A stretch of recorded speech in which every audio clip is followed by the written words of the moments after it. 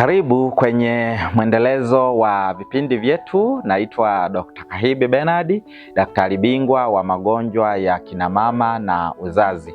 Kama masomo haya unayaelewa zaidi na unanielewa zaidi, basi usipite pasipo kubonyeza kitufe cha neno subscribe ili uwe wa kwanza kupata video ninapokuwa ninaachia mtandaoni. Sasa leo tuna maada muhimu sana inayohusu njia ambazo husaidia kufuatilia yai na kuongeza nafasi ya mwanamke kupata ujauzito. Moja ya vitu ambavyo pengine wanawake wengi hawafahamu ni kuhusu ukuaji wa yai. Kwa kawaida yai la mwanamke huanza kukua kuanzia siku ya kwanza tu mwanamke anapoona hedhi yake, na yai hili hukua kwa ukubwa wa milimita 2 kila siku. Hivyo basi mwanamke anapokwenda kufika siku ya 14 ambayo ndiyo ovulation kwa wanawake wenye mzunguko wa siku 28, yai hili linapaswa kuanzia ukubwa wa milimita 18 mpaka milimita 25. Hili ndiyo yai ambalo linaweza likapevuka au kupasuka na kuongeza nafasi ya kuweza kushika ujauzito. Sasa zifuatazo ni njia ambazo hutumika kufuatilia yai, na njia namba 4 itakushangaza kwa sababu ndiyo njia ambayo inaweza ikawa na uhakika zaidi kuliko njia zingine. Njia ya kwanza kabisa ni kuhesabu mzunguko wa hedhi. Mzunguko wa hedhi huwa unatofautiana, ni kuanzia siku 24 mpaka siku 35.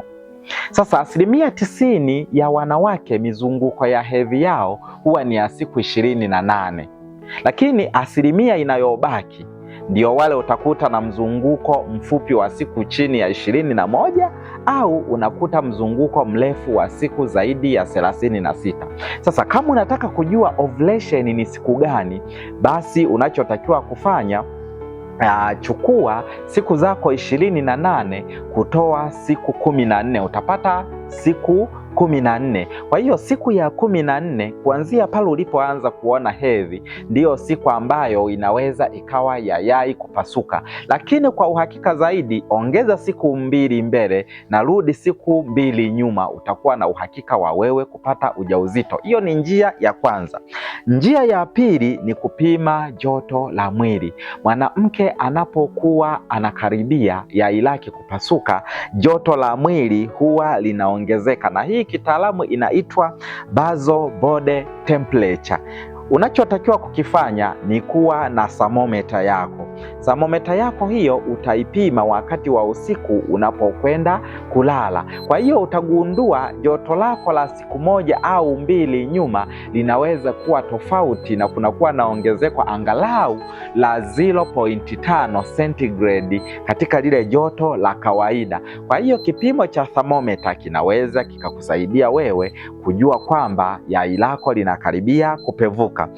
Njia ya tatu ni mabadiliko ya uke, ambapo kwa kawaida kuna kitu tunaita ute au cervical mucus. Cervical mucus hizi zinatokea wapi? Huu ni ute ambao tunaufananisha na yai ukilivunja. Ule ute ambao ni wa rangi kama ya maji ndio ute ambao huwa tunatakiwa kuufuatilia. Sasa kwa kawaida ute huu huwa unakuja kwa sababu ya ongezeko la homoni ya estrogen, ambayo homoni hii husababishwa kuongezeka na yai linalokuwa. Kwa hiyo unapofika kuanzia siku ya 12 mwanamke 11, 12, ute huu huanza kuongezeka kwa kasi zaidi, na kazi ya ute huu ni kusaidia kusafirisha zile mbegu za kiume ziweze kuingia. Kwa hiyo mwanamke, unapoona ute huu, tambua kabisa kwamba ndani ya masaa 48 yai lako linakwenda kupevuka. Kwa hiyo unapokutana na mwanamume kwa wakati huo, unaongeza nafasi ya wewe kubeba ujauzito. Njia nyingine ni kupima ovulation.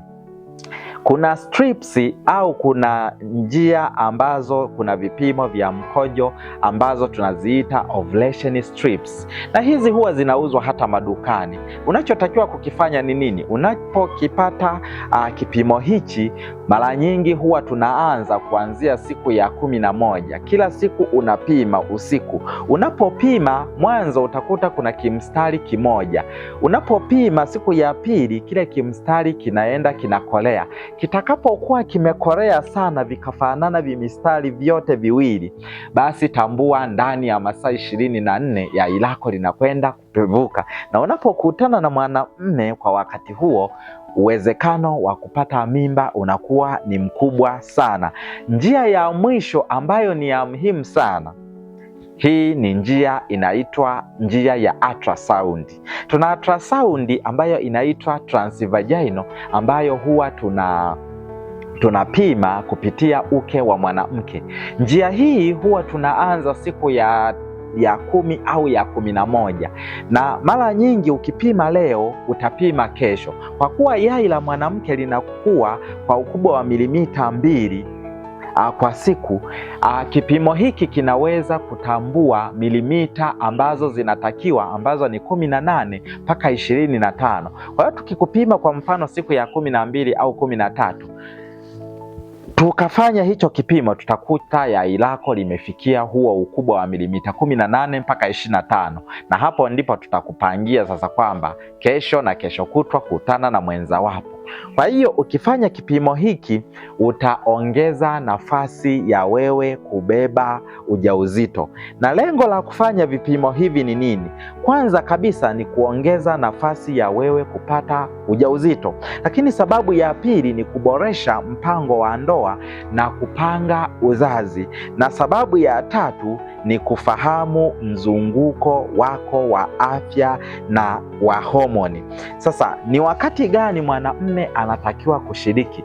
Unapokuwa sasa umegundua siku zako za hatari zimefika, tunakushauri angalau siku 5 ndizo siku ambazo unatakiwa kukutana na mwanamume, na kila siku fanya mara moja tu, hasa wakati wa usiku unapokwenda kulala. Ukifanya hivyo kwa siku 5 mfululizo, hii itakusaidia kulibahatisha yai, kwa sababu yai huwa halisubiri, na yai huwa likikaa linaishi kwa masaa 24 tu linakufa. Kwa hiyo ndo maana tunakupa siku hizo nyingi, ili mwisho wa siku yai litakapotokea tu linakutana na mbegu ya kiume. Kama masomo haya yanaendelea kukusaidia wewe kujenga uelewa kuhusu afya ya uzazi, hebu bonyeza kitufe cha neno subscribe, lakini pia ya share kwa mtu mwingine ili na yeye aweze kujifunza, kwa sababu vitu vizuri siku zote huwa tunashare. Asante kwa kunisikiliza.